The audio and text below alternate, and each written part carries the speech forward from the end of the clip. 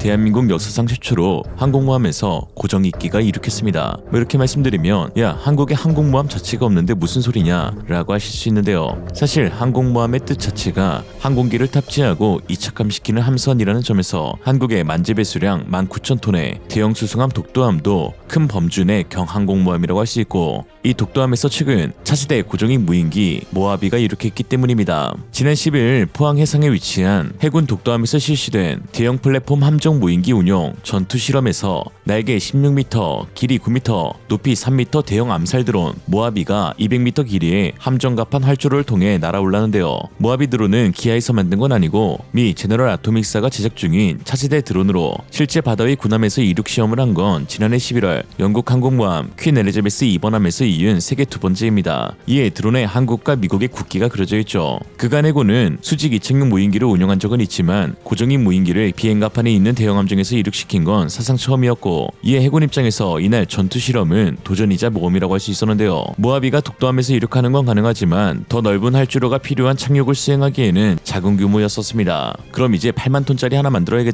그럼에도 이를 바탕으로 중장기적으로 고정익 무인기 운용에 최적화된 함정 형태 등 전력 운용 발전 방안을 모색할 기회를 갖게 되었다는 것에 의미가 있는데요.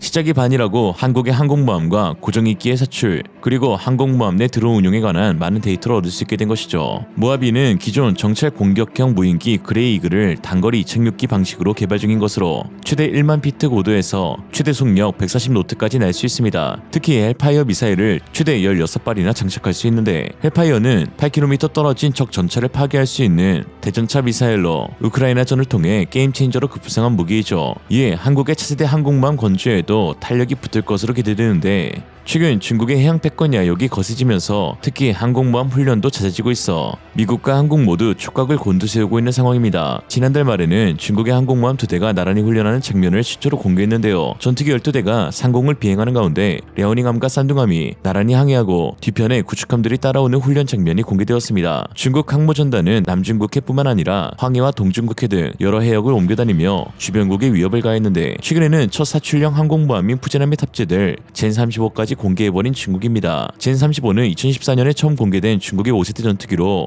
함재형과 지상형으로 개발되어 푸젠함에 탑재될 예정이죠. 이처럼 중국의 압박이 거세질수록 미국과 한국의 공조가 더욱 중요해지고 있는데요. 이에 한국과 미국은 13일 제주 남방 공해상에서 2차 프리덤 엣지 훈련에 나서는데, 한국은 이지스 구축함 서해 유성용함을 비롯해 충무공 이순신함, P3 해상초계기, F-35A, F-15K 전투기를 참가시켰고, 미국은 니미츠급 원자력 추진 항공모함 조지 워싱턴과 히긴스함, 맥캠벨함, PA 해상초계기, F-35A 전투기 등을 보냈습니다. 조지 워싱턴함은 배수량 104,200톤으로 함재기들이 뜨고 내리는 비행갑판이 축구장 3배 크기에 18,000제곱미터인 슈퍼항모이죠. 이 슈퍼항모를 보유한 미국과 이순신의 후에 한국 해군의 연합훈련에 중국은 매우 날이 서 있는 모습인데, 그래서일까요? 지난 6월 부산에 입항한 미국 항공모함과 한국 군사지역을 드론으로 불법 촬영했던 중국인 유학생 3명이 알고 보니 최소 2년간 다른 군사시설까지 촬영한 정황을 정보당국에 포착했습니다. 더 이상 이들을 순수한 유학생이라고 볼 수 없는 것이죠. 앞서 6월 25일 부산경찰청은 정박 중인 미 해군 항공모함 시어도르 루스벨트를 5분여간 촬영한 중국인 유학생 3명을 군사기지 및 군사시설 보호법 위반으로 체포했는데, 이들은 단순히 호기심에 촬영한 것이라고 해명했지만 알고 보니 조직적으로 단연간 한국의 군사시설을 몰래 촬영하고 있었습니다. 어민들도 민병대로 사용하는 중국 입장에서 유학생이 스파이 활동을 하는 것은 너무나 지극히 중국스러운 행동인 것이죠. 중국이 스파이까지 동원하면서 한국의 군사시설을 염탐하고 있는 이유는 중국의 대만 침공 계획에 한국이 가장 큰 걸림돌이기 때문인데요. 특히 최근 미국 대통령으로 선출된 트럼프 대통령이 한국 조선업과의 협력을 콕 집어 언급하면서 중국의 대만 침공 계획도 차질이 생기고 있습니다. 트럼프 대통령은 미국 조선업이 한국의 도움과 협력을 필요로 하고 있다며 한국의 세계적인 군함과 선박 건조 능력을 잘 알고 있으며 우리 선박 수출뿐만 아니라 보수 수리, 정비 분야에 있어서도 긴밀하게 한국과 협력할 필요가 있다라고 말했습니다. 자국 우선주의를 표방하는 트럼프 대통령이 미국 조선업이 아닌 한국 조선업과의 협력을 요청한 뒷배경에는 사실 중국 견제라는 속내가 있는 것이죠. 미국은 조선업의 국제 경쟁력 상실로 장기적으로 해군 전력에도 부정적 영향을 우려하고 있는 상황인데요. 미국의 유명 해양 전략가 알프레드 만 아는 제해권을 장악하기 위해선 상업용 조선업이 활성화되어 해군 조함을 뒷받침해야 한다고 주장하고 있는데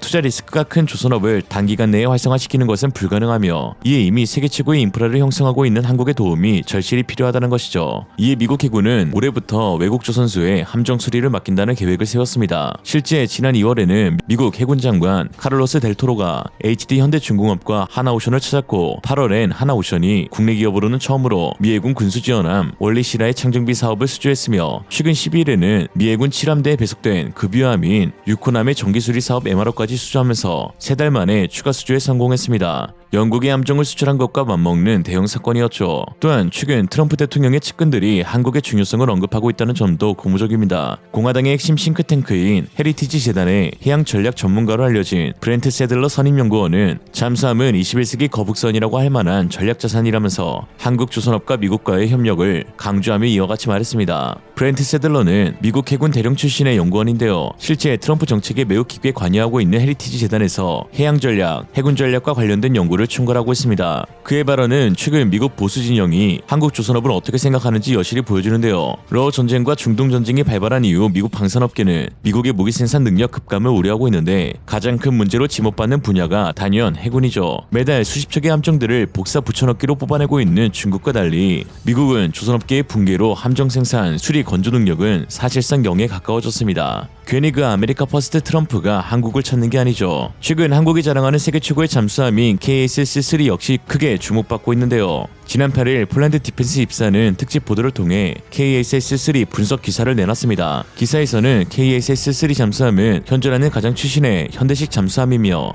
독일로부터 라이센스를 취득한 후 한국은 자치기술과 솔루션을 개발하여 거의 전적으로 국내에서 건조된 잠수함을 제작하는 능력을 보여주었다고 평가하고 있습니다. 특히 한국이 자치 개발한 해상 전투 시스템, 수중 음파 탐지기, 연료전지, 배터리, 그리고 순항 탄도미사일을 포함한 완전한 무장을 갖춘 AIP 시스템을 갖추고 있다고 칭찬하면서 대한민국 해군이 발주한 잠수함 부품의 80%가 국내에서 제작된다고 언급하고 있습니다. 또한 세계 디젤 잠수함군 가운데 유일하게 SLBM 탄도미사일 발사가 가능한 수직 발사대를 탑재하고 있어 핵 잠수함만큼의 전략적 우위를 지닌다고 하였고 이에 폴란드 오르카 프로젝트 대상 가운데 가장 적합한 잠수함이라고 언급하였습니다. 예로부터 세계를 지배했던 나라들의 공통된 특징이 있습니다. 바로 바다를 지배했다는 것이죠. 영국 엘리자베스 1세의 총신인 월터 롤리경은 바다를 지배하는 자가 무역을 지배하고 무역을 지배하는 자가 세계의 부를 그리고 세계를 지배할 것이다 라고 했는데요. 500년이 지난 현재에도 동일하게 사용될 수 있는 말입니다. 충무공 이순신 장군께서도 임진년부터 5, 6년간 적이 감히 호수와 호남을 직공하지 못한 것은 수군이 그 길을 누르고 있어서입니다 라는 말로 해군의 중요성을 언급하셨죠. 연안이든 대양이든 제해권을 장악한 측은 공격이나 방어에 있어서 매우 유리한 위치를 점하게 되는데 미중 패권의 핵심은 사실상 해양 패권이며 이로 인해 그 길목의 제해권을 지닌 한국의 중요성이 부각되고 있습니다. 위기일지 기회일지 여러 말들이 나오고 있는 가운데 같은 사안을 두고 누군가는 트럼프가 한국을 총알바지로 사용할 것이라고 말하며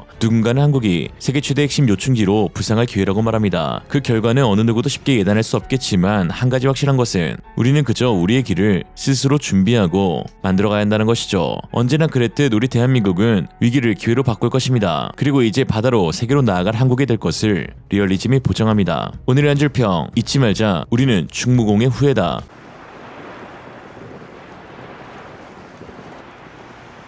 조선 수군은 패배할 것이다. 우리 모두는 전멸할 것이며 그러므로 이곳 명량의 바다는 조선 수군의 무덤이 될 것이다.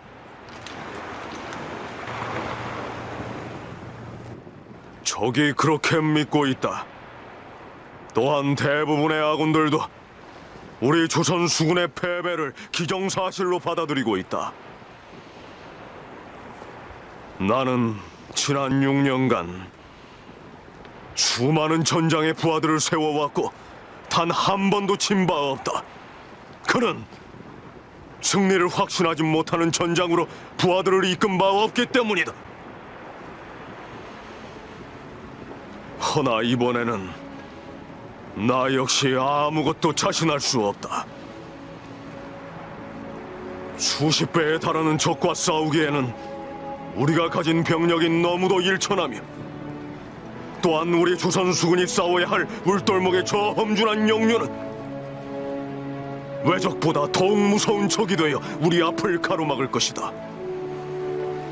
그럼에도 이 모든 악조건을 모두 안고서라도 나는 그대들과 더불어 전장으로 나아갈 것을 희망한다. 승리에 대한 확신은 없다. 단 한 명의 전상자도 없이 전장을 벗어나리라 장담할 수도 없다. 오직 내가 할 수 있는 유일한 약조는 내가 조선 수군의 최전선을 지키는 전의군이 되겠다는 것, 그것뿐이다. 대장선이 가장 먼저 적진으로 진격할 것이며 적을 섬멸하지 않는 한 결코 이 바다를 벗어나지 않을 것이다.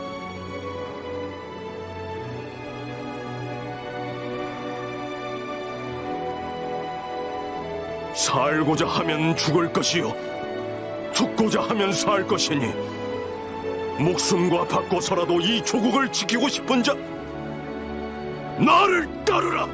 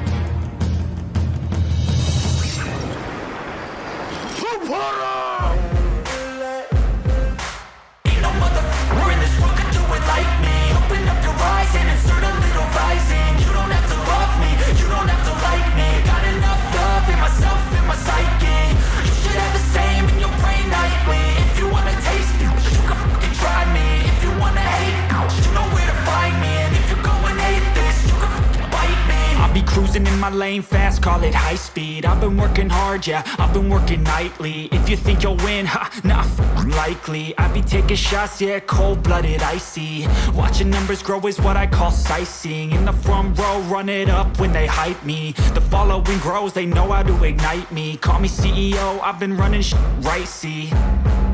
And I ain't playing games, I create my own lane, making pleasure out of pain, turning losses into gains, I'm the boss, I'm making change. I've been rocking this exchange, popping off and risking things, gonna make a f***ing name. I just wanna be famous, but I don't want that cheap fame. No, I'm not that vain, I just wanna be greatness. I just wanna be